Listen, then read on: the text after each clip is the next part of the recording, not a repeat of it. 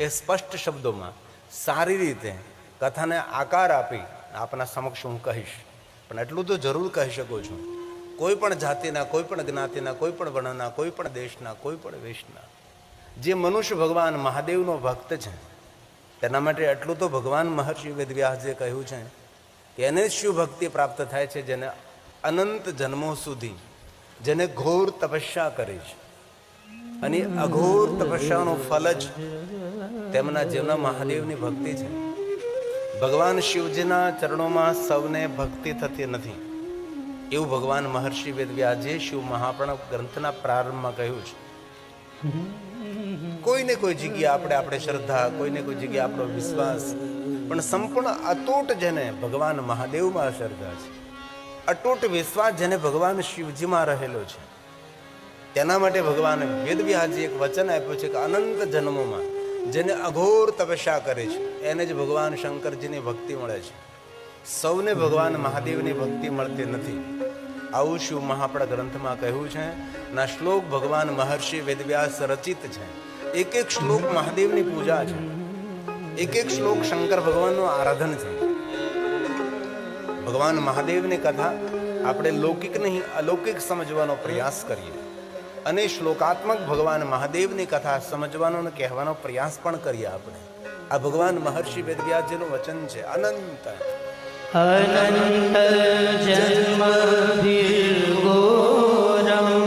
अनंत जन्मों ने जिन्होंने घोर तपस्या की है उन व्यक्ति को भगवान शिव जी के चरणों में भक्ति प्रज्वलित रहते हैं. सबको भगवान महादेव की भक्ति कभी नहीं मिलती. शिव महाप्रणव ग्रंथ में तो बहुत बार भगवान महर्षि वेदव्यास जी ने कहा है सबको कभी भगवान शिव जी के चरणों में कभी भक्ति नहीं रहती.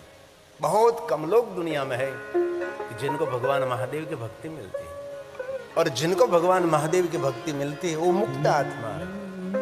भगवान विष्णु ने भी शिव महाप्रणव अंतर्गत सभी देवताओं को कहा है कोई भी मनुष्य भगवान महादेव की भक्ति कर रहा है तो समझ लेना चाहिए वो साक्षात मुक्त आत्मा है, वो स्वतंत्र आत्मा है.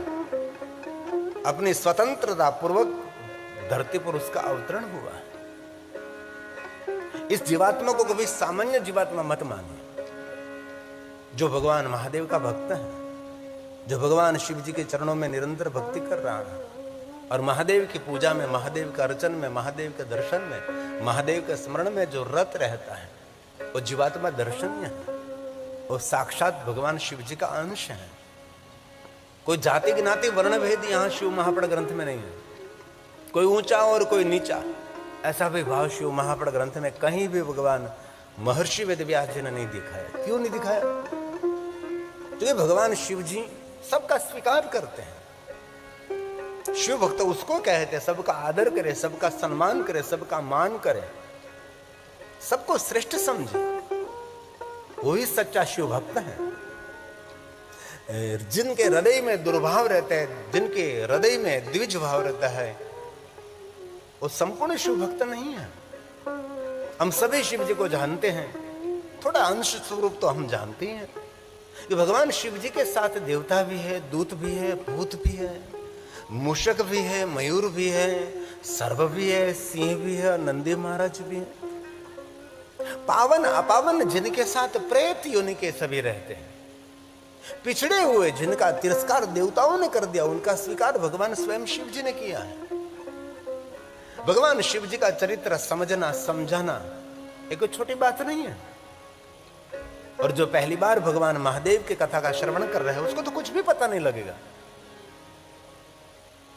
जो दीर्घ काल से भगवान महादेव के चरित्रों का श्रवण कर रहे हैं उनको पता लगता है कि शिव जी का द्वार क्या है, भगवान शिव जी का चरित्र क्या है, भगवान शिव जी का जीवन चरित्र कितना श्रेष्ठ है. हमारे जीवन में कोई मोटिवेशन करता देवता है तो भगवान शिव है.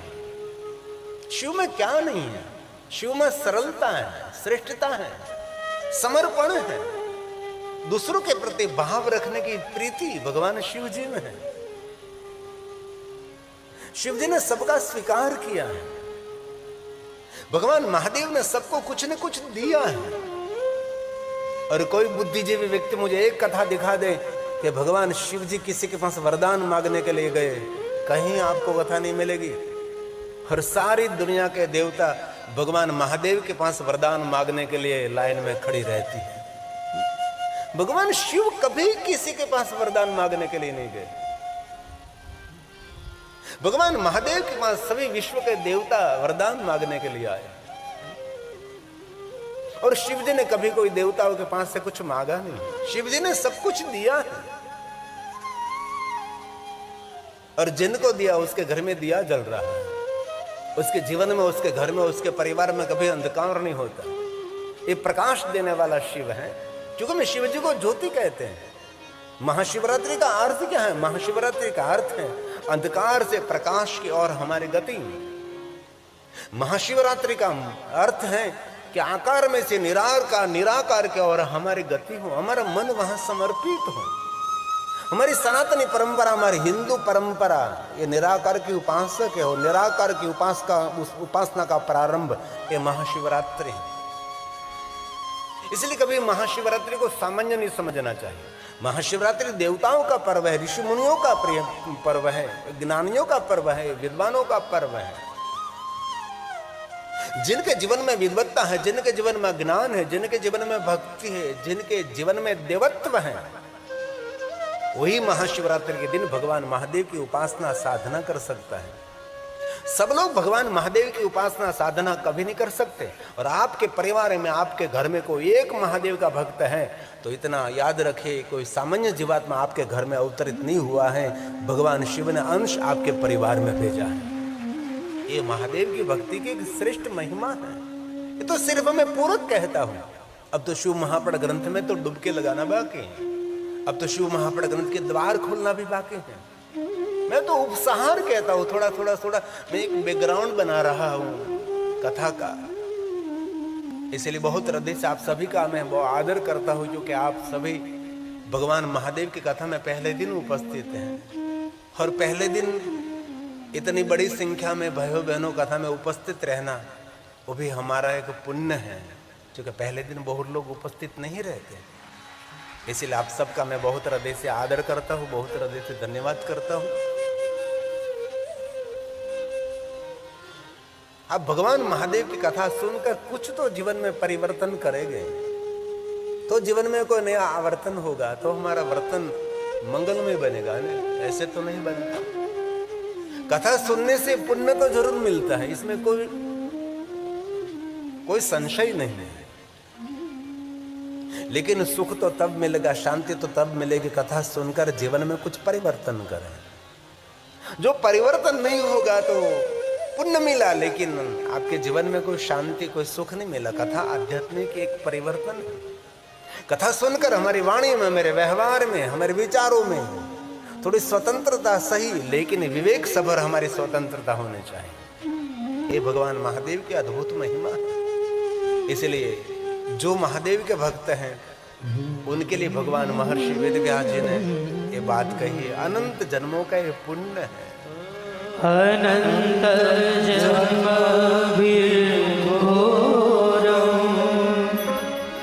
यदि तप्तं तपस्तदा। मनुष्य महादेव का भक्त है। तो भगवान महर्षि वेदव्यास जी का सुंदर वचन है। किसको महादेव की भक्ति मिलती है?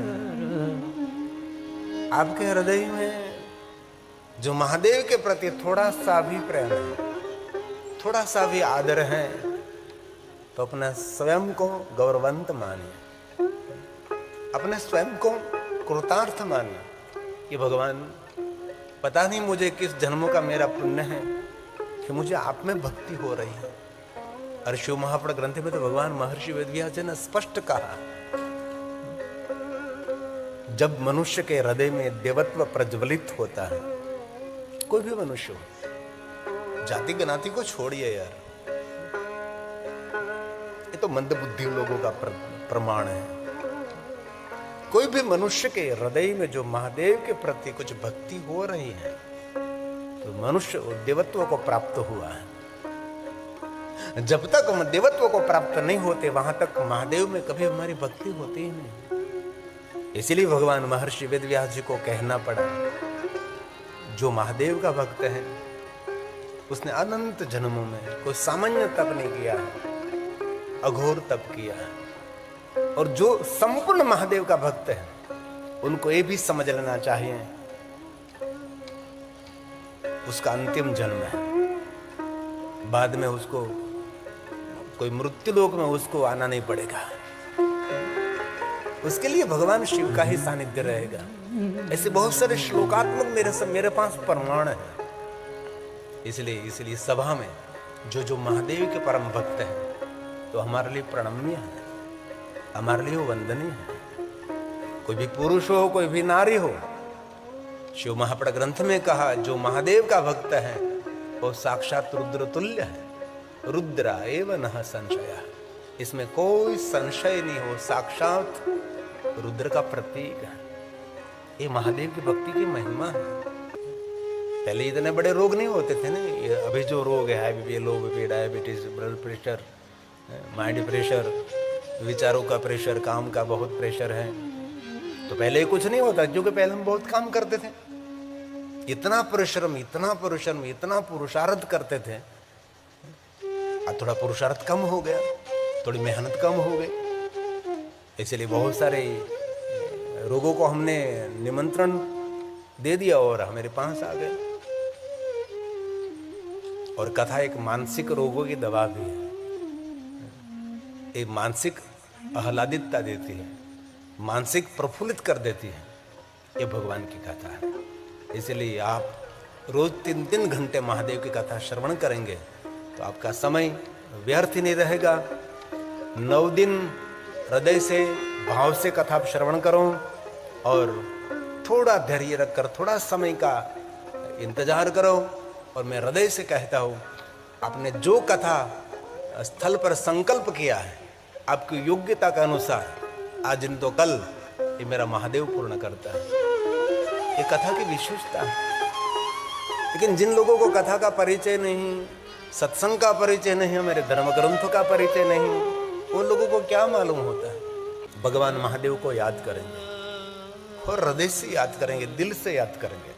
जैसे कोई ऋषि हिमालय पहाड़ में बैठकर तपस्या कर रहा है, वैसे हम कथा स्थल पर बैठकर भगवान महादेव का आदर से श्रवण करेंगे और भक्ति के साथ श्रवण करेंगे।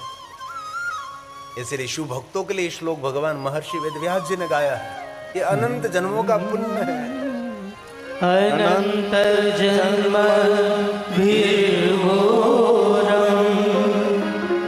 यदि तप्तं तपस्तदा त्वयि भक्ति महादेव भवितायन पायिने भवितायन पायिने। भगवान महर्षि वेदव्यास जी ने कहा, सबको भगवान महादेव की भक्ति कभी नहीं मिलती, बहुत कम लोग हैं जिनको भगवान महादेव की भक्ति मिलती है। इसलिए आज कथा का पहला दिन है। हम शिव महाप्रण कथा का प्रारंभ करने जा रहे हैं और पहले हम शिव महाप्रण भगवान को प्रणाम करेंगे, हमारे शब्दों में नहीं, भगवान महर्षि वेदव्यास जी के शब्दों में इस ग्रंथ की वंदना करेंगे, क्योंकि 9 दिन के लिए इस ग्रंथ का श्रवण करना है। इस ग्रंथ में से बहुत मूल्यवान बात कहने का और समझने का प्रयास करना है। इसलिए आदर के साथ भक्ति कहें। नमस्तनम फलम च। विश्व के सभी देवी देवताओं की पूजा का अर्चन शिव महापड़ ग्रंथ को प्रणाम करने मात्र से मिलता है। इसलिए आदर के साथ शिव महापड़ ग्रंथ को हम प्रणाम करेंगे और भगवान महर्षि वेदव्यास जी का सुंदर श्लोक है, मैं श्लोकात्मक आपके समक्ष कथा कहने का प्रयास करूंगा। भले हम संस्कृत नहीं समझ रहे हैं, लेकिन एक एक श्लोक महादेव की पूजा है। इस लोक और परलोक को पावन करते हैं ये शिव महापड़ ग्रंथ के सभी श्लोक। लेकिन हमारा दुर्भाग्य है, गैर हिंदुओं को अपने धर्म ग्रंथों की भाषा सिखाई जाती है, लेकिन हमारे हिंदू परंपरा, हमारे सनातन परंपरा में धर्म ग्रंथों की जो देवताओं की वाणी है, ये भाषा हमारे बच्चों को हम नहीं सिखाते। गैर हिंदुओं को फर्ज पाड़ते हैं कि ये तो भाषा सीखनी पड़ेगी।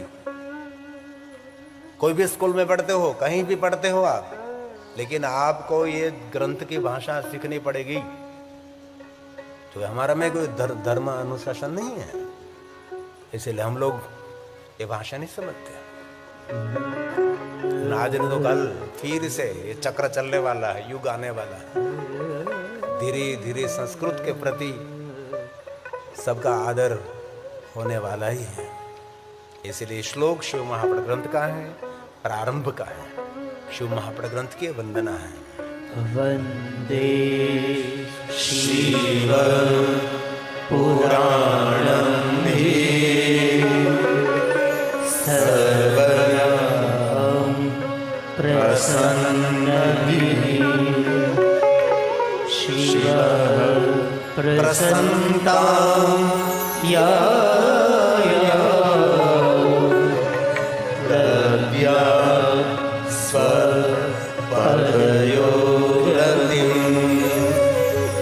दद्या स्वपदयोरतिं।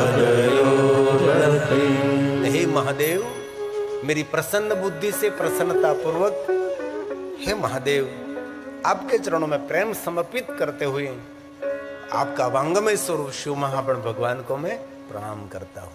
ऐसा सुंदर भाव प्रकट किया।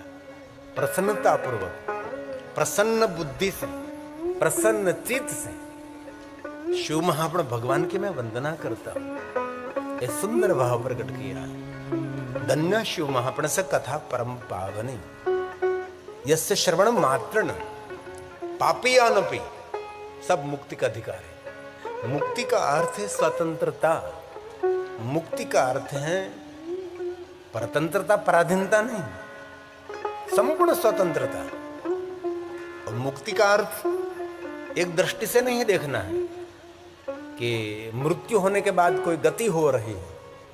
लेकिन ज्यादातर तो लोग मुक्ति शब्द सुनते ही बस ऐसा ही मान लेते, मुक्ति मतलब मृत्यु होने के बाद कुछ गति हो रही है। मुक्ति शब्द का अर्थ शिव महापड़ अंतर्गत जो किया गया वो है विचारों में से मुक्ति, और कर्जे में से मुक्ति, रोग में से मुक्ति, आदि व्याधि उपाधियों में से मुक्ति, बंधनों में से मुक्ति, स्वतंत्र छुटकारा, ये मुक्ति का अर्थ किया है। मुक्ति का अर्थ इतना सीमित नहीं लेना चाहिए कि मुक्ति मतलब मृत्यु होने के बाद कुछ गति हो रही, ये कोई मुक्ति की बात नहीं है। कई लोग बंधन में पड़े हैं, सभी बंधनों में से छुटकारा, उसको मुक्ति कहे। लेकिन इतनी संकुचित एक छोटी सी बात पकड़कर मुक्ति मतलब मरने के बाद, नहीं, ऐसी कोई बात शिव महापड़ ग्रंथ में नहीं है। शिव महापड़ ग्रंथ की विशेषता है, मुक्ति का अर्थ है स्वतंत्रता। कोई लोग कर्जे में पड़ा है तो मुक्त हो जाता है, कोई लोग बीमारी में है,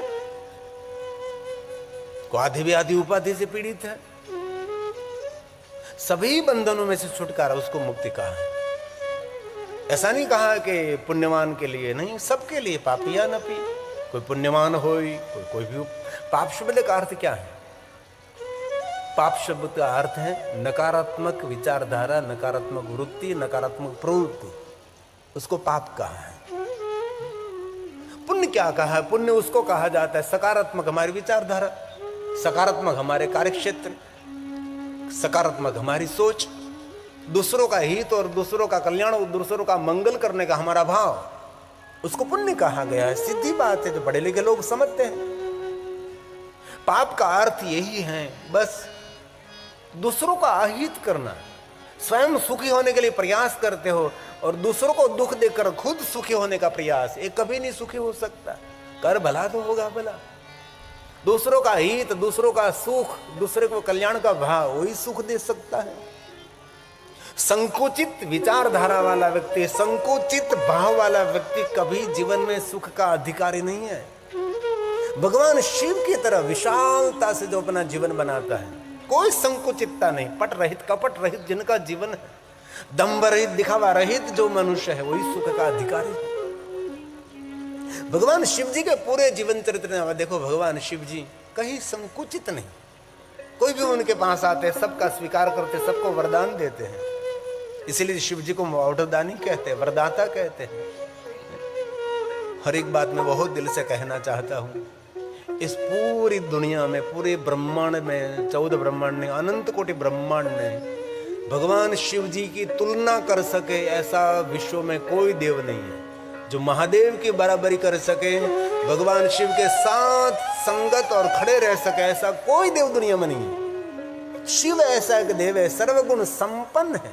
महादेव के चरित्रों में कहीं जगह पर दुर्गुण नहीं है। सभी गुणों का निधि, सभी गुणों का भंडार वो शिव है।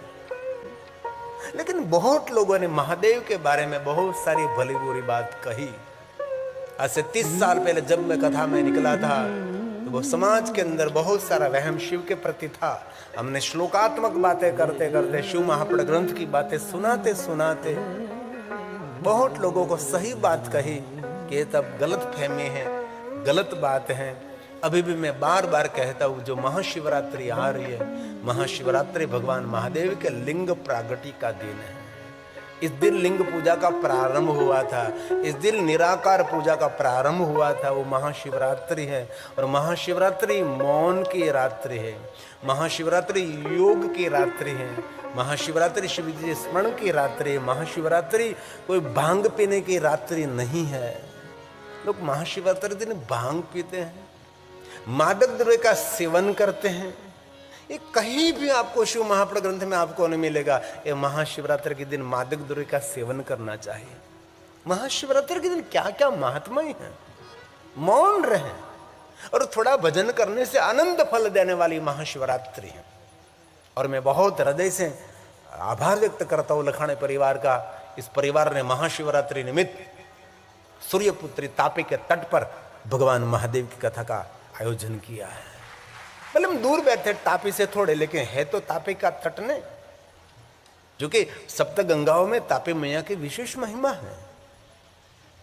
गंगा में स्नान करना पड़ता है, यमुना का पान करना पड़ता है, माता नर्मदा का दर्शन करना पड़ता है, लेकिन सूर्यपुत्री तापी मैया को याद करने मात्र से मनुष्य का सर्व मंगल रहता है। ये तापी, ये सूर्य नारायण। इसलिए हम सब भगवान महादेव को आदर के साथ याद करेंगे। 30 साल पहले जब मैं कथा में निकला था, क्या वातावरण था, क्या दुनिया थी। और मैं गौरव करता हूं, आज मैं 803वीं कथा प्रारंभ कर रहा हूं। ये कथा 9 दिन की होती है, कर्म बढ़ने में बहुत समय लग जाता है, तब ये कथा का कर्म बनता है। तो आइए एक सुंदर भजन सुना दूं आपको महाशिवरात्रि का। ये महाशिवरात्रि की क्या महिमा है।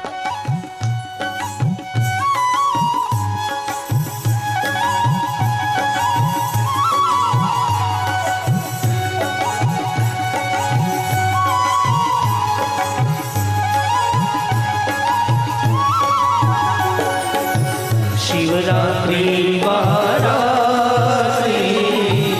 योग की है रात्रि। शिवरात्रि महारात्रि योग की है रात्रि। योगी योगी योग रात्रि, हो योगी योगी योग रात्रि। मुनियों की मौन रात्रि, शिवरात्रि महारात्रि योग की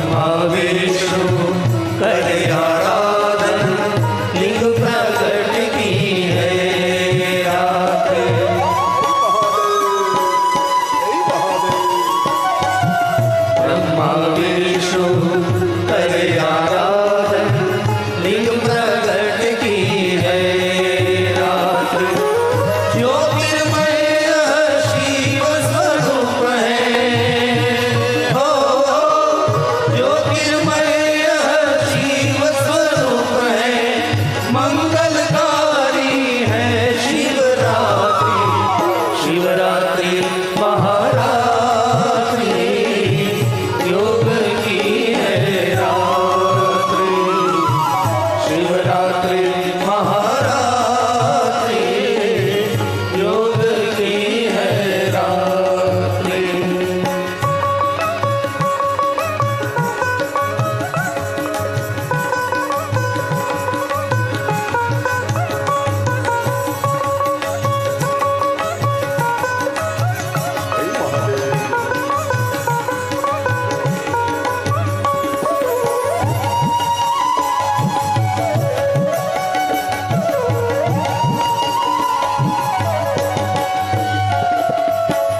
अश्वमेध का पुण्य है रात्रि, दीपमाला की है रात्रि,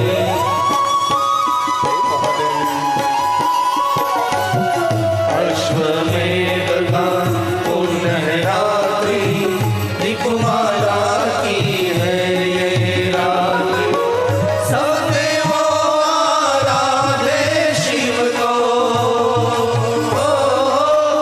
सब देवों आराधे शिव को, आई है महाशिवरात्रि, शिवरात्रि महारात्रि, योग की है रात्रि, शिवरात्रि महारात्रि, योग की है रात्रि।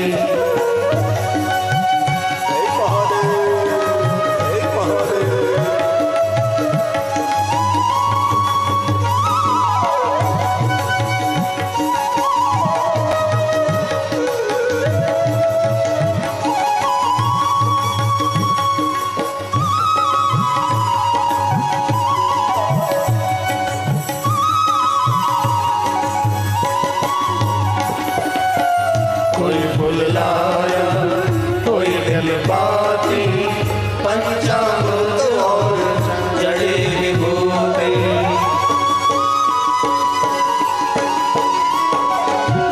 कोई फूल लाया, कोई बेलपाती, पंचामृत और जड़ी विभूति, गिरी कहे शिव शरण में आओ, गिरी कहे शिव शरण में आओ, आई है महाशिवरात्रि, शिवरात्रि महारात्रि, योग की है रात्रि, शिवरात्रि महारात्रि, योग की है रात्रि, योगियों की योग रात्रि, योगियों की योग रात्रि, मुनियों की मौन रात्रि, शिवरात्रि महारात्रि, योग की है रात्रि, शिवरात्रि महारात्रि, योग की है रात्रि, शिवरात्रि महारात्रि, योग की है रात्रि, शिवरात्रि महारात्रि, योग की है रात्रि, शिवरात्रि महारात्रि, योग की है रात्रि। तो महाशिवरात्रि निमित्त दिव्य और भव्य शिव महापड़ कथा का आयोजन हुआ है। महाशिवरात्रि के दिन और कुछ न हो सके तो महाशिवरात्रि के दिन ज्यादा से ज्यादा मौन रहे। जो कोई महाशिवरात्रि के दिन मौन रहता है उसको अश्वमेध यज्ञ का फल मिलता है, सिर्फ मौन रहने मात्र से। वाणी से तो मौन रहे महाशिवरात्रि के दिन, लेकिन विचारों से भी महाशिवरात्रि के दिन मौन रहने का प्रयास करें। जो क्योंकि व्यक्ति वाणी से मौन रह सकता है लेकिन विचारों से मौन नहीं रह सकता। और विचारों का मौन उसको ध्यान कहते हैं ना, और ध्यान की परम सीमा उसको समाधि कहते हैं। इसलिए महाशिवरात्रि निमित्त इस महादेव की कथा का आयोजन हुआ है। मुझे आपके समक्ष 10 व्रतों की महिमा भी कहनी है कि शिव जी के प्रधान इस व्रतों की महिमा क्या है। लेकिन थोड़ा पहला शिव महापड़ ग्रंथ का मैं प्रारंभ कर दूं। जो भगवान महर्षि वेदव्यास जी ने कहा है कि जो कोई मनुष्य भगवान महादेव की कथा का श्रवण करेंगे, फलम वक्तुम न शक्नोमि, कथा श्रवण करने का जो फल मिलता है, ये फल का वर्णन मैं नहीं कर सकता, ऐसा भगवान व्यास जी ने शिव महापड़ ग्रंथ के प्रारंभ में कहा। वैसे तो बहुत सारा महात्म्य बताया, अश्वमेघ सहस्राणि वाजपेयी शतानि, करोड़ों करोड़ों यज्ञों का पुण्य, सभी तीर्थों की यात्रा का पुण्य, कथा श्रवण मात्रता, मेरु समान सुवर्ण का दान करने का पुण्य कथा श्रवण मात्रता, करोड़ों गायों का दान कथा सुनने मात्र से, बहुत सारा दान कथा श्रवण करने मात्र से, बहुत सारे देवताओं की पूजा अर्चन कथा श्रवण मात्र से, ऐसी बहुत सारी बातें कहकर एक श्लोक में कह दिया कि कथा सुनकर जो पुण्य मिलता है, उसका जो फल मिलता है, इस फल का वर्णन महर्षि भगवान वेदव्यास ने कहा मैं नहीं कर सकता। लेकिन कथा सुनने के बाद फल मिलता है नहीं मिलता है, उसके बारे में आपके समक्ष मैं कुछ नहीं कह सकता। लेकिन जो कथा श्रद्धा से सुनता है, उसका जीवन कभी निष्फल नहीं होता। एकदम श्रद्धा से कहता हूं, कथा सुनने से कुछ फल मिले न मिले बात दूसरी है, लेकिन जो श्रद्धा से भाव से भगवान की कथा श्रवण करते हैं, उसका जीवन कभी निष्फल नहीं होगा, उनका जीवन व्यर्थ ही नहीं रहता, कभी नहीं रहता। वैसे तो शिव महापड़ ग्रंथ में कहा श्लोकम श्लोकार्धम, रोज आधे श्लोक का तो पाठ करना चाहिए, शिव महापड़ ग्रंथ का थोड़ा अध्ययन करना चाहिए। जो महादेव का भक्त है उसके लिए नहीं, सबके लिए है। ऐसी जो संकुचित दृष्टि आप रखते हैं कि हम तो इस संप्रदाय के हैं, हम इस विचारधारा में और कोई ग्रंथ हम नहीं पढ़ सकते। अरे संप्रदाय का जन्म तो कल हुआ, संप्रदाय का आचार्य कल है, लेकिन वो तो पहले से, इसीलिए तो पुराण कहते, पुराण काल से, पहले काल से। हमारे जीवन में जो ये नहीं है वो पूरने का काम करते, इसलिए पुराण है। આપણે ગામડામાંથી આવેલા માણસો ખેતરમાં પુરાણ કરીએ, આપણે ખાડા ખડિયાવાળું ખેતર હોય, ઊંચા નીચો ઢોળા ઢળિયાવાળું ખેતર હોય, તો આપણે ખેતરમાં પુરાણ કરીએ તો આપણું ખેતર લેવલ બની જાય, તો પાક ઉપજ સારી આવે। એમ જીવનની અંદર પણ જે અપૂરતું હોય એને પૂર્ણ કરવાનું કામ કરે, એ આપણા પુરાણો છે। 18 પુરાણ છે આપણે। 18 પુરાણમાં शिव महापड़ ग्रंथની તો અદ્ભુત મહિમા છે। इसलिए એવું નથી કહ્યું કે शिव भगवान महादेवના ભક્તો शिव महापड़ ग्रंथों पारण करें, लेकिन संकुचितता व्यक्ति को कभी बहुत दूर तक जाने नहीं देती।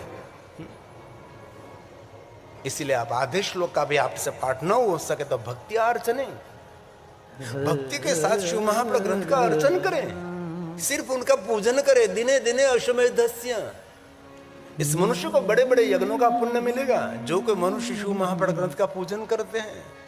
अरे पूजन में ही ना कर सके, नमस्कुर्या दूरतः, दूर से जो शिव महापड़ ग्रंथ को कोई प्रणाम करता है, सर्वदेवार्चनम फलम च, विश्व के सभी देवी देवताओं के पूजा अर्चन का फल शिव महापड़ भगवान को प्रणाम करने मात्र से मिलता है। कितनी सुंदर महिमा, कितना सुंदर भाव प्रकट किया है। और गायन्ति अहर निशम, दिन रात शिव महापड़ ग्रंथ का गायन करते हैं। इंद्र देवा पुरोगमहाद, इंद्र देव समूह के साथ उसकी सेवा की प्रतीक्षा करता है। ये शिव महापड़ ग्रंथ की महिमा है। इसलिए बहुत हृदय से हाथ जोड़कर आप सबको मैं कहता हूं, एक बार जीवन में सप्त संहिता मादरा, 7 संहिताओं के साथ परिपूर्ण पठे देस्तु स जीवन मुक्त उच्चते। एक बार संपूर्ण शिव महापड़ ग्रंथ का पारण करना चाहिए। आपके पूर्वजों को याद करें, आपके दादाओं को याद करें। दादा चश्मा लगाकर पुराणों का अध्ययन करते थे। जब निवृत्ति ले ली, खेत में जाना बंद हो गया, कामकाज थोड़ा सबने संभाल लिया, तो थोड़ी सी निवृत्ति ग्रंथों का पारण करते थे, ग्रंथों का पाठ करते थे। श्रेष्ठ पुस्तकों का वांचन करना वही हमारा श्रेष्ठ जीवन का मार्गदर्शक है। कई लोग पुस्तक प्रेमी नहीं होते। हर पुस्तक जीवन में कुछ सीख देता है, कुछ दिशा दिखाता है, हमारे जीवन की दशा सुधरे, दिशा बदले। इसलिए हमारे पुराणों का पाठ करना चाहिए, पुराणों का वांचन करना चाहिए। सप्त संहिता मादरात् परिपूर्ण पठेद्यस्तु तो स जीवन मुक्त उच्चते, जीवित हो तो भी उसको मुक्त समझना चाहिए। ये शिव महापुराण ग्रंथ की एक महिमा भी है। और हमारे 18 पुराणों में ये महादेव का पुराण है, इसलिए कोई सामान्य पुराण तो है नहीं। सभी पुराणों में तिलक समान ये पुराण है, वेद सम्मत है। और जो कुछ वस्तु प्रस्तुत की गई कुछ अलग भाव से प्रस्तुत की गई, लेकिन ये शब्द बदलता है, वाक्य रचना बदल सकती है, लेकिन भाव तो वही रहता है। इसलिए जो कोई मनुष्य शिव महापुराण ग्रंथ का अध्ययन करता है, वांचन करता है, पाठ करता है, श्रवण करते हैं, उनके लिए कहा उसकी गति नहीं परम गति। परम गति मतलब सुख, चिंता मुक्त जीवन। परम गति मतलब आंख बंद होने के बाद कोई गति हो रही, उसकी बात तो छोड़ दीजिए। किसी की मृत्यु हुई उसका कोई संदेश नहीं है, हम सभी जानते हैं। इसलिए जो कुछ हम अनुभूति कर रहे हैं, अनुभव कर रहे हैं, एहसास कर रहे हैं, सब कुछ जीवित हैं। इसलिए मरने के बाद मुक्ति की बात छोड़िए एक बाजू, जीवित हम मुक्त हो जाए। बहुत सारे बंधनों में हम लोग पड़े हैं, इस बंधनों में से मुक्त करने वाला महादेव है। इसलिए सभी ग्रंथों में श्रेष्ठ कोई ग्रंथ शिव महापुराण है।